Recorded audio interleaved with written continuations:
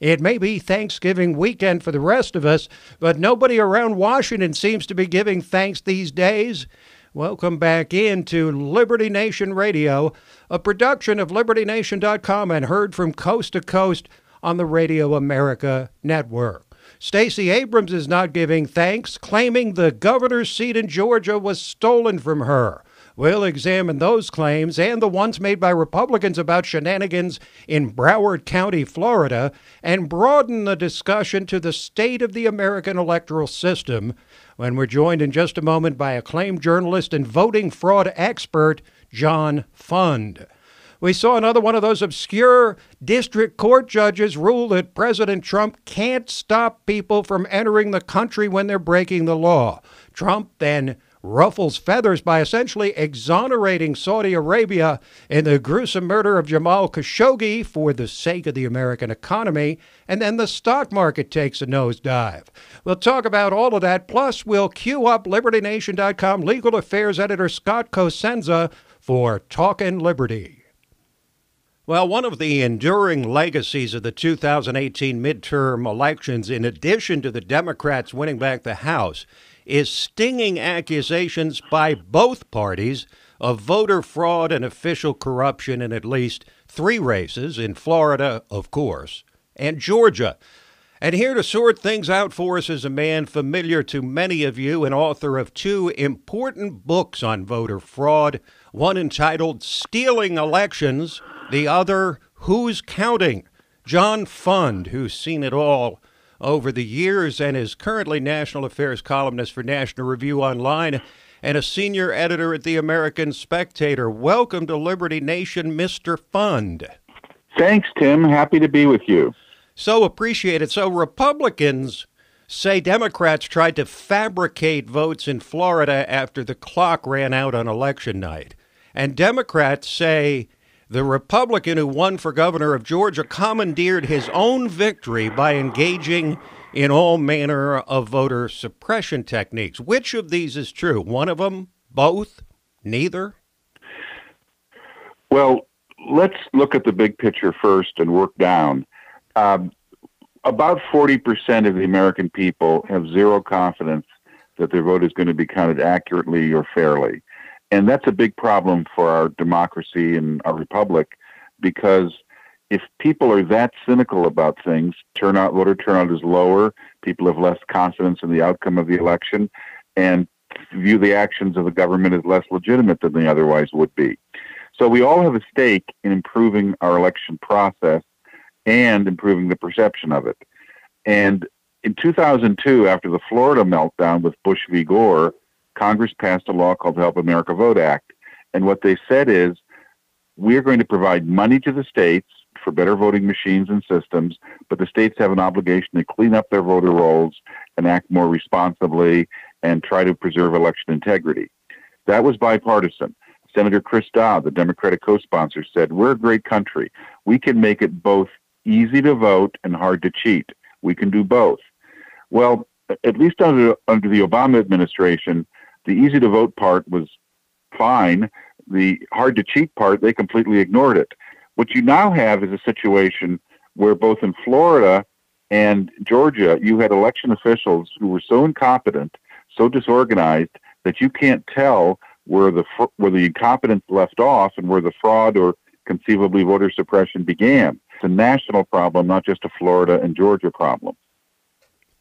Now, I think back to the reality that a few thousand misguided votes for Pat Buchanan in Palm Beach County because of a poorly designed ballot cost Al Gore the presidency in 2000, the famous recount of a lifetime. So I ask you, you addressed it in your answer, but was what happened in Broward County this year really a case of incompetence or really more fraud? Well, it was both, probably. Although proving fraud is harder than proving the incompetence, because the incompetence covers up the fraud. By the way, with regard to Florida in 2000, of course, yes, Pat Buchanan got some votes that should have gone to Al Gore because of a poor ballot placement. At the same time, though, we know about 12 or 1,400 felons who shouldn't have been voting did vote, and I suspect the vast majority of them voted for Al Gore. So you can go back and play what ifs on almost every level on that race.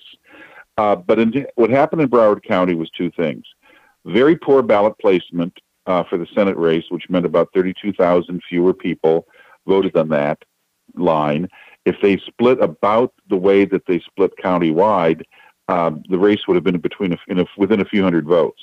At the same time, however, after the election, the elected supervisor of election said, well, we're going to let people change their ballot if it was rejected as an absentee because of a mismatched signature.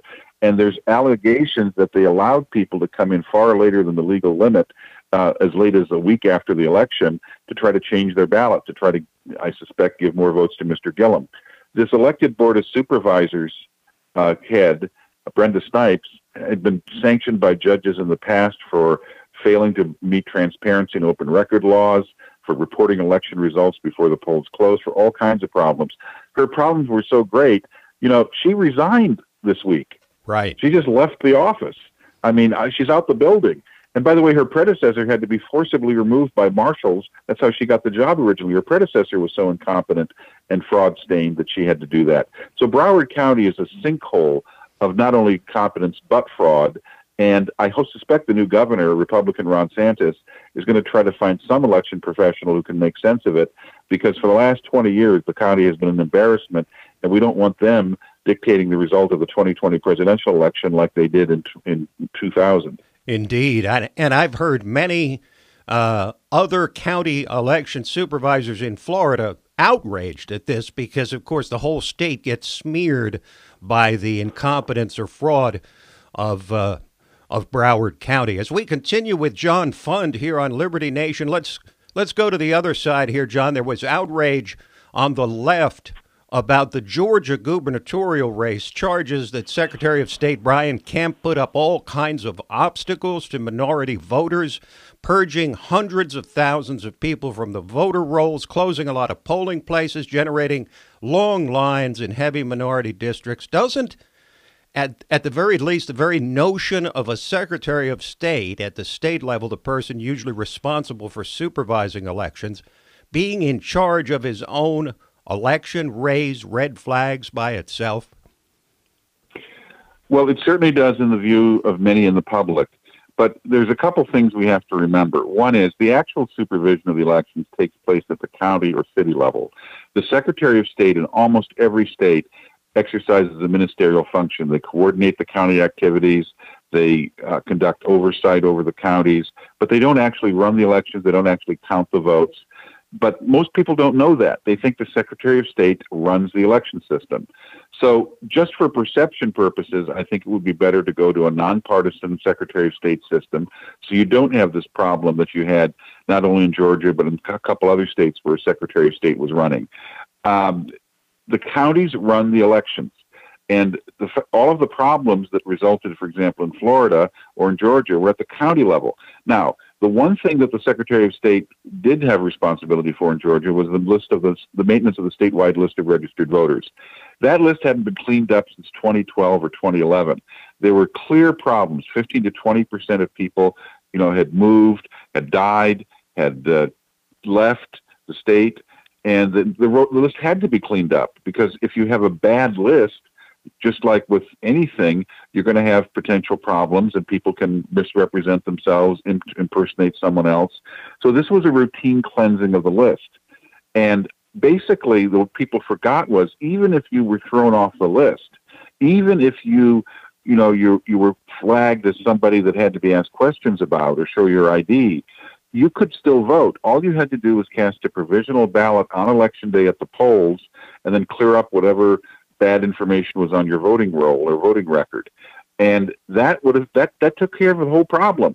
So much of what this voter suppression hysteria is about is simply because Brian Kemp set himself up as a target, because as the Secretary of State, it looked as if he was in charge of the election. It also looked as if he was taking people off the rolls, but actually it was entirely routine and entirely understandable given his responsibilities. John, thanks so much for joining us. A real pleasure, Tim. Again, good luck with your Liberty program. Thank you. That is John Fund, Quick break, and then we're back with our signature segment, Say What, featuring a non-concession concession, Trump and the Saudis, and protecting the border from the caravan after a judge rules that Trump can't.